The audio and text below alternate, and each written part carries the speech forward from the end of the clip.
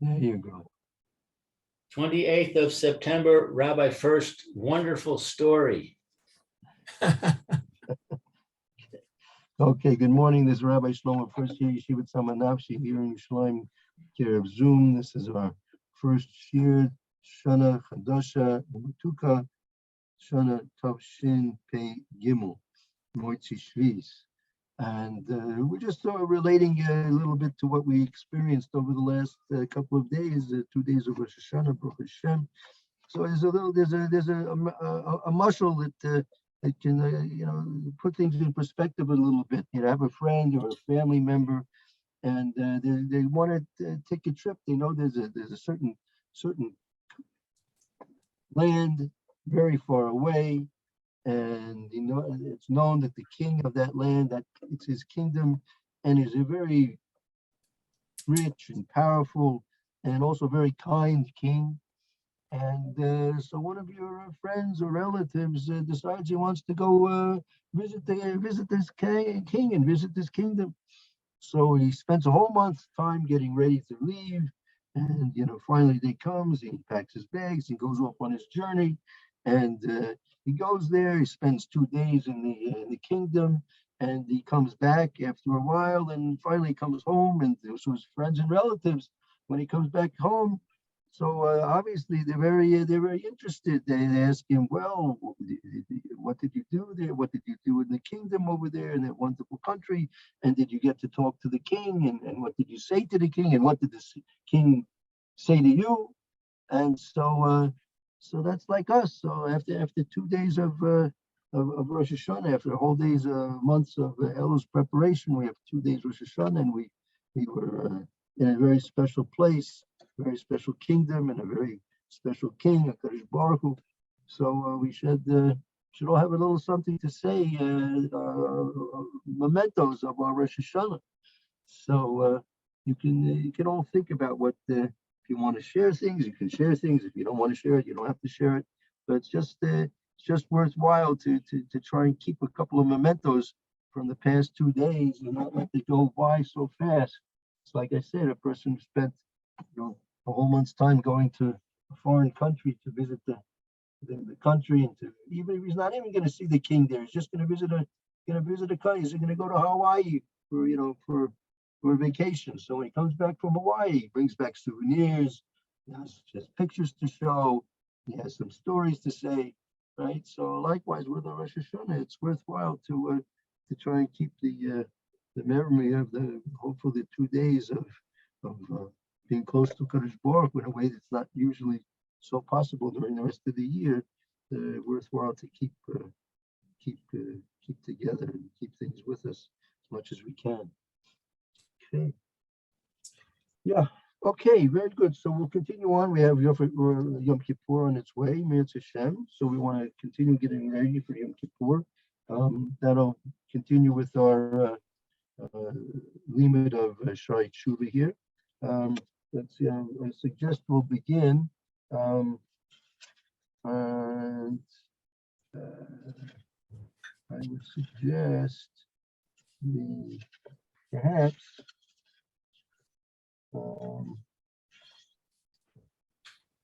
okay. According to my marker, we're on page 34. Right. So I think that was in the middle of an Indian. So I want to start something fresh. So I'll suggest that we jump over to the page 40. Page 40. And there at the bottom it's the Ikra Tishi. That's with the 30th Siman there. Lamed, Siman Lamed. You have it there. Anyone like to read? Breaking of physical desires. Yes, that's right. Hatishi'i. I volunteer. Okay, very good. And unless anyone else, Mayor or Roy would like to jump in as well. No. Okay. Go ahead. Ha'ikar hatashii. The essence of Well, like this is the ninth component, the ninth principle of involving tshuva. right. So I have that Viras is breaking. So Tashii means physical. No, ha'ikar, excuse me, ha'ikar atishi, the ninth principle is shmiras hataiva, the gashmis. Oh, ninth. I Yeah. see. Okay. The Tishi is the ninth, right? Like from Tisha B'Av. Right. Tashii. Shaviras ha ava. Oh, hataiva. Hagashmis. It's the breaking of the desires of the physical desires, Right. physical world. Gashmirs. Yashiv el libo ki hata'ava olala l'nafsho lachato v'lim shoch ha'avon b'chavlei hashav. All right, let's try that. So he returns his heart because of the desires. Well, you like Yashiv Libo, meaning he focuses. I mean, literally, it's like he places onto his heart, or he focuses attention. Yashiv. Okay. He places on his heart what he desires. No, he the following, well, or since, right? He places the following thought, right, onto his heart. He ataiva ha'olollah the nashto l'chtoi, that since taiva is liable to cause him to sin. Desires or lusts are what is liable more than almost anything to cause the person to sin. Right? If you analyze a lot of the things that we do wrong, a lot of those things we do wrong are rooted in just the attempt to gain physical pleasure, right? In as I say, by hook or by crook, and so that motivation that a person's directing the focus of his life, the focus of his thoughts and his behavior and his discussions is the attainment of physical pleasure. That's going to lead a person into a situation, a life situation, not just a particular one-time situation, but a life situation. There's going to be a constant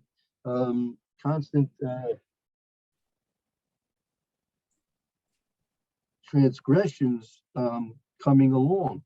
I remember I had a friend, a rabbi, and he once met a ger, and he had been an Arab. He'd been an Arab. Very interesting that an Arab to misguide. So he was young. He said that he was young. He was maybe 19, 20 years old. wasn't very old at all. So he asked him. He was interested. What was his story? Why Arabs are not known to be particularly friendly with the Jews, and it seems like from one extreme to the other to be a Muslim convert, a very seemingly extreme type of a thing. So this Ger told him that you know they don't. Most of these people they don't have much to do anyway all day long. They're just sitting around, basically doing not too much. And the whole of their day was focused on talking about women. The whole group that this fellow was involved with was sitting around the whole day in and day out, talking about the same things, this woman, that woman, all kinds of different things, whatever their desires were involved with all these things. I'm not going to go into details, but he started getting this feeling that this can't be life. This is not a life. Just sit around all day and day in, and he saw older men doing it. People that are twice, three, four times his age, older men that and all they're doing is sitting around talking about women, and he says it's crazy. So finally, that gave him the impetus that he finally just starts thinking about the true way of living his life, and he became slowly but surely a convert, became a gear. So the the the way that the taiva works is it sort of builds on itself. It snowballs. The taiva, if it's controlled, right? So it's like a nuclear material, right? So if you can control the nuclear material, so you can power plants and do things with it that's constructive. But if it's not going to be properly controlled, then it's only a destructive force, very seriously destructive force. So, so time is the same way. If you focus the need for taiva in a positive way, so it'll be very useful. For example, I mean, let's go back to the times when they didn't have supermarkets, right? Now, it's very convenient. You want something, you go to the supermarket, you can find bread there, you can find pasta there, you can find meats and vegetables and fruits there, canned goods, right? Frozen goods, all kinds of things. But you go back a few hundred years, and if you wanted chicken, right? If you wanted chicken, right? So there wasn't even a butcher. You could go to a chicken. You'd have to first get yourself a chicken, right? And then you have to take it to the shochet. The shochet would shecht it, and then you have to prepare it, make it kosher and all that. And that's going back a few hundred years. Go back, at the time when you had to hunt for your food. If you wanted meat, you had to hunt for your food, right? So if a person didn't have a taiva to go and find food by hunting for it is not an easy task, right? Esav, just as bringing an example, Esav was an expert hunter, but you have to be expert in it, right? And if it wasn't for the fact that person has a taiva to go in to motivate him, so what's a person going to go out and start hunting for things? Even if he wants to make bread, right? He wants to make bread. What were you gonna do in the days when you didn't go to the local bakery or the supermarket and buy fresh bread? So you have to make bread. Making bread's not an easy thing. You have to water, flour, mix it up. You have to get the fire going. You have to bake it properly. So it was a whole big thing. So if a person didn't have taiva to motivate him to do these things, his taiva to eat, then he would very less satisfied than he is without them. So there's very important purposes in having, in this particular case, having taiva, the food, for example. But if that's when it's channeled and it's focused, using that taiva for a positive purpose, and that's why Hashem gave us the taiva, that we should want to get up out of bed and hunt for food, and we should want to get up out of bed and bake bread, right? Because if you didn't have that motivation, you wouldn't want to do those things, right? So it's with all kinds of things, but nevertheless, if that power is controlled, then it's positive. But if it's not going to be controlled positively, then it's just destructive, and it can lead, as the Rabbinian are leading to a situation where there's going to be a increase in sins. Okay, let's continue on. Okay. So since his taiva is liable to cause him to sin, Velim shoch he'avon bechavlei hashav. I don't know what this word lim shoch is. Limsok is to be drawn after. It'll be drawn after, right? Drawn after the sin,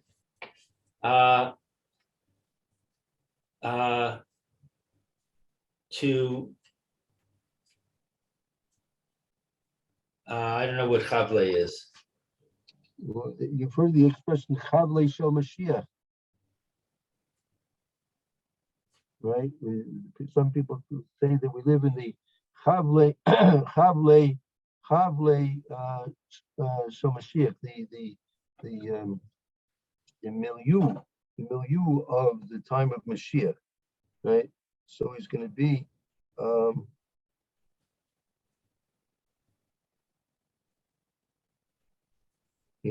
be Limshoch ha'avon bechevli hashav. He'll be drawn after these sins in the situations that arise, which are simply for the sake of this world. Havle hashav. Hashav is like worthless. Havle is going to be the situation of a person living in a situation where his life is wasted. His life will be wasted. That's Hevli Shav, a wasted life. Hevli Shav is wasted life. Okay. So, so the sin leads him to. So I'm sorry. The desire leads him to sin, which leads him to living a worthless life. Right. Vayaseh gader lishmor es derech hateshuva. And so they make a fence to guard the way to tshuva. Right. Right. It's going to be right. In order to, he has to do something to resist this tendency towards the fulfillment of his desires in this world, and then by doing so, he's going to make a fence, a protective barrier against his attempts to do tshuva. Against his attempts to do tshuva? Well, it's meaning if he doesn't, he's going to have resistance to do tshuva. So this fence is a resistance against those things which stop him from doing tshuva. So this is part of this progression. His he goes after his taiva. That causes him to sin. That causes him to act in such a way that his life becomes worthless, and he makes a guarding against his being able to do tshuva.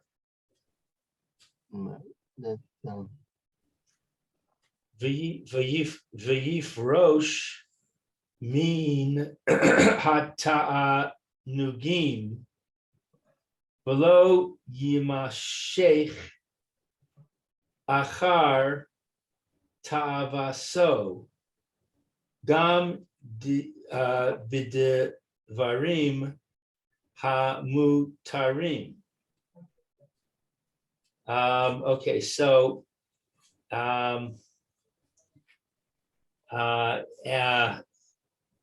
Yifrosh. I don't know what Yifrosh is.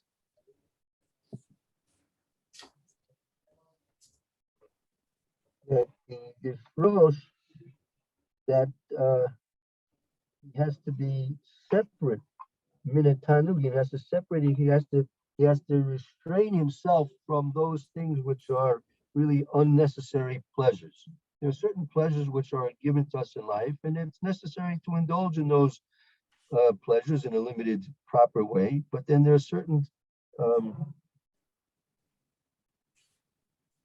exorbitant and unnecessary pleasures, and it's therefore it's a mitzvah to stay away from those things. So he restrains himself from unnecessary pleasure. Right. He has to protect himself from getting those and sifting out those things which are unnecessary pleasures. And he doesn't follow after his desires, and also with his speech, it is permissible. He makes his speech into permissible speech. That and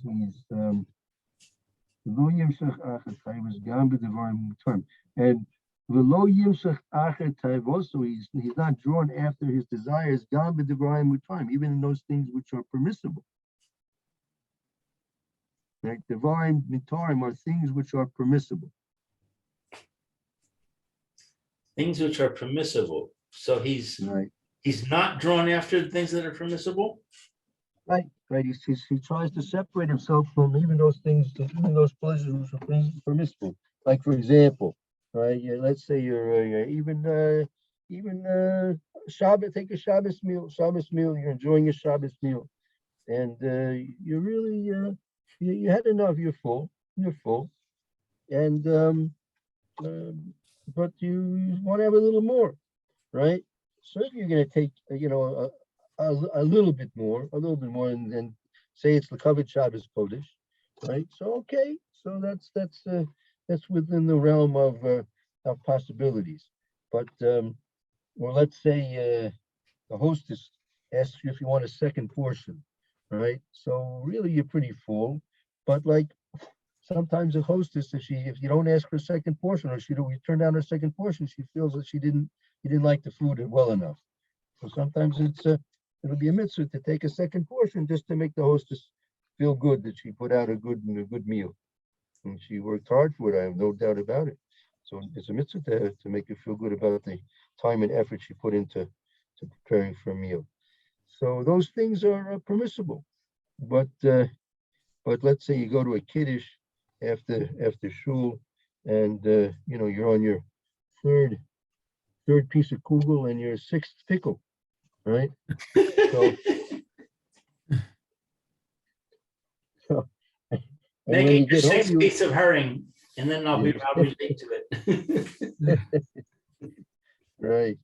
So you're going a little overboard, and not only that, your wife is going to be wondering why don't you have an appetite? She worked hard to make the Shabbos meal, and now you come home, you say, I'm not so hungry. He goes, what do you mean not so hungry? I worked so hard Erev Shabbos to make this food. He says, no, I had 3 pieces of kugel and all the pickles and the herrings there.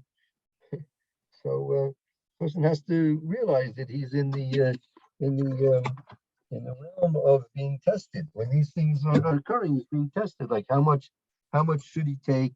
How much is it good to take? How much is not good to take? Is he being overly indulgent in these things or not? So and that's a very important step in tshuva.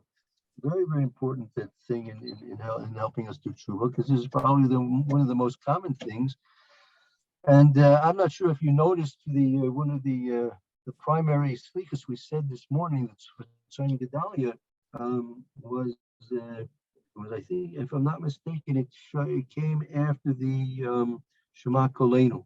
It says Azavna ben Adam Azavna. So it says means telling you restrain yourself. You be a proper person and restrain yourself. So he's talking to this exact particular point. You should restrain yourself in the indulgence of various pleasures in this world, and only take from this world what's absolutely necessary. Right? That we don't realize that every pleasure we get in this world is really has a price tag on it. Right?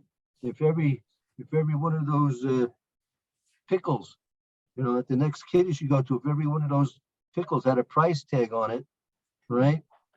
So you wouldn't be so happy to take 6 pickles, would you? No, definitely not. Right. So but the thing is, we think we're getting it free, but it's really not free. There really is a cost to all of these things. Every pleasure we get in this world, there is a cost, and there is a price tag to it. So, but this takes a lot of thought and training to try and imagine, everything that you're going to be getting a pleasure from this world has a price tag, even down to every breath that you take has a price tag. Of course, it's impossible for us to pay it back, right? But it doesn't mean that there's a mitzvah to reduce your debt, even though you can't pay it back. It's obviously much greater debt than we can ever possibly pay back to Kadosh Baruch Hu. But still, if we can reduce the debt, so that's well worthwhile. Okay? Well worthwhile. I heard another a very nice mashal over Rosh Hashanah that he had there was a builder. Personally, he was a very good builder and very successful career in building houses and stuff like this. So it came time to retire. So he's getting ready to retire, and so his boss, the one he worked for, right, the main contractor he worked for, he says, "Listen, I want you to, I know you want to retire. I want you to build one more house. Let's build one more house, okay?" So the man he was already tired, and he really was had enough of working already. But since his boss wanted him to do it, so he did it. But his heart wasn't really in it. Wasn't really in it. And so he built the house, but it wasn't what you call a masterpiece, right? It wasn't a masterpiece. He built better houses in his career than this one. So finally, when it was busy, excuse me, when it was finished, so he went to his boss. He said the house is finished. So the boss asked him. He says, "Well, so where are the keys?" So he said, so the builder gave the keys to the boss, and he said, "You know what? See, this house is for you. Take back the keys. This house is for you." So he said, "Oh wow! If I knew I was building this house for me, I would have built a different house than this, right?"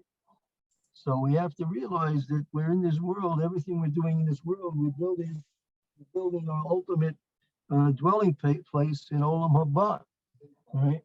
And everything we do in this world is for our benefits and for what we're going to reap and receive the rewards of our efforts in this world. So even sometimes it may be difficult. It may be, it's even so many times not so pleasant at all. But everything is going into building of that dwelling place we're going to enjoy in the next world. So like every pleasure in this world has a price tag. Is it every pleasure we get from this world, is it going to help us gain more pleasure in the next world, or is it going to detract in some way, little or small, from our ultimate pleasures and benefits that were waiting for us in Olam Haba? So that's a very big step in doing tshuva, that if a person can understand these things and inculcate himself in this concept that the pleasures of this world are valuable and they're very exquisite, and but yet they're very expensive, right? So a person shouldn't partake of them more than necessary. Okay, let's continue on. Okay. V'yisnaheg b'darkei ha'perishus v'lo yochal rak l'sova nafsho. Okay, so let's see. And he becomes accustomed to the way of abstinence. Right, he'll become routine in the ways of abstinence, right? Of moderation. Okay? Precious. I like to say it's more like moderation and abstinence. You don't say you have to abstain. I mean, there's limit. It depends where the limit is. But to do things in moderation, as we'll see. Okay, so he becomes he practices the ways of moderation, and he doesn't eat. I mean, he only eats barley, lasova. Sova means to satiate his, or to satisfy himself. Meaning that's the limit. Once he's satisfied, right, then he stops eating. He doesn't eat simply for the sake of putting another pickle down his throat. Oh, he doesn't eat excessively. I see. He only eats Right, until he has enough. Exactly. I see. Nafsho, until he satisfies his soul, the gufo, and he establishes his body. Meaning that, right, it's for the key that he eats in order to maintain his body, right? Right. The body requires, a certain amount of fuel and energy, right? So he gives the body what's necessary in terms of its nutrients and its fibers and everything. So the body needs to go. Like if you had a car, right? And let's say that the tank of the car, holds 20 gallons, right? Holds 20 gallons. You would think about putting 25 gallons in the tank. You're going to make a mess, right? Right. So the Hashem with his wisdom created us with a stomach, right? So the stomach is flexible, right? So under most circumstances, the more you put down, the bigger the stomach is going to get, right? And there's obviously going to be some absolute limit, but the stomach can handle. If you can be satisfied with 2 pickles, the stomach is big enough to take 10, 20, even 30 pickles if you're really good at it. Right? You ever see go into the Guinness World Book of World Records and look under what all these people did, how much they ate, all kinds of different things, how much of this they ate and how much of that they ate. Okay, you can't even imagine it. It's true.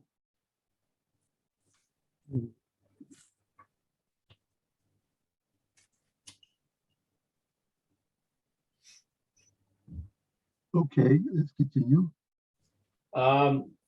Ke'inyan shene'emar, like the matter that is stated.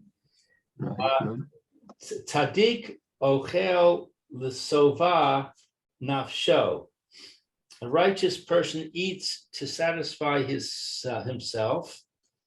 Va'al yigash el isha rak lekayem mitzvas pirya varivya. And he doesn't Yigash, I don't know. Yigash is, we know that we have a Parshas by Yigash. Remember that? Yehuda and Yosef. Right. So like Yehuda, excuse me, approached. He encountered Yosef. Right? Approach. Okay, so he doesn't approach a woman. He only approaches a woman to fulfill the mitzvah of being fruitful and multiply. Right, very good, right. Oh, the mitzvahs, or the mitzvah ona of his obligation. That's right. His obligation to his wife. A married man has an obligation that he needs to spend time with his wife when the time's appropriate.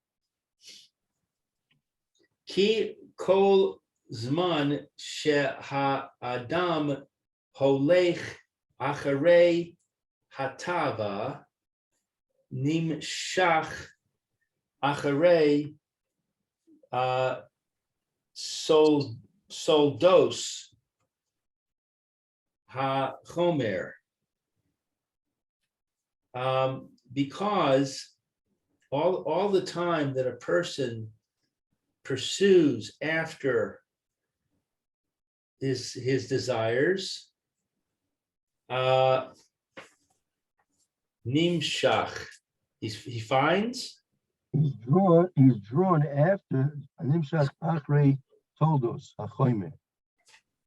He's drawn after generations of, toldos chomer. Chomer is physical matter. Right. I mean, for corresponding to the amount of a person's interest in being drawn after his desires, he'll be drawn after the consequences of the physicality. Tolos are the consequences of the consequences of the physicality.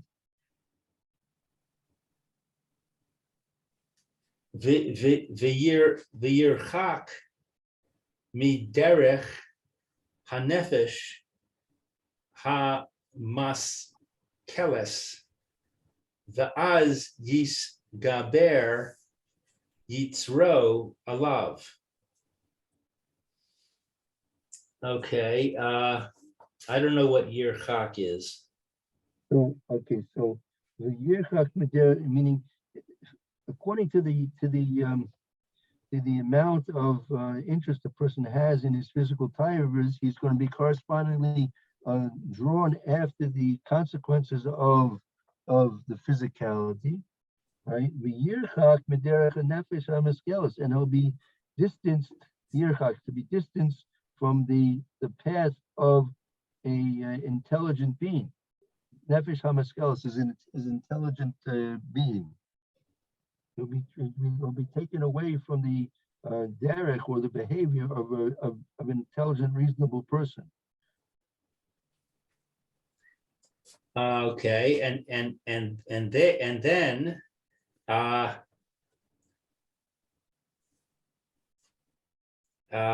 he gives in to his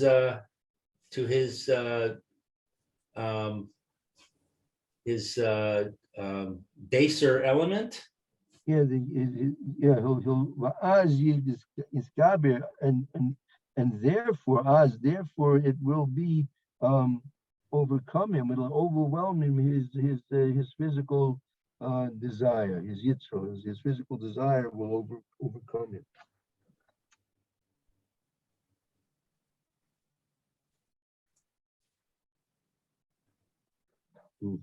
Okay, good. Maybe I want to speak about this. Maybe we'll pick this up again tomorrow. Okay, at this point, please make a note that we'll start from this point again tomorrow, because it's worth speaking of more in detail about this. Okay, thank you, Rabbi. Very good. Okay, we'll Okay, start the thank Mishnah Berurah here in a few minutes. Mr. Koa, A short will you- break. Roy should have a good afternoon. Thank you. Okay, and Lou and the mayor, we'll hope to see you soon. Okay.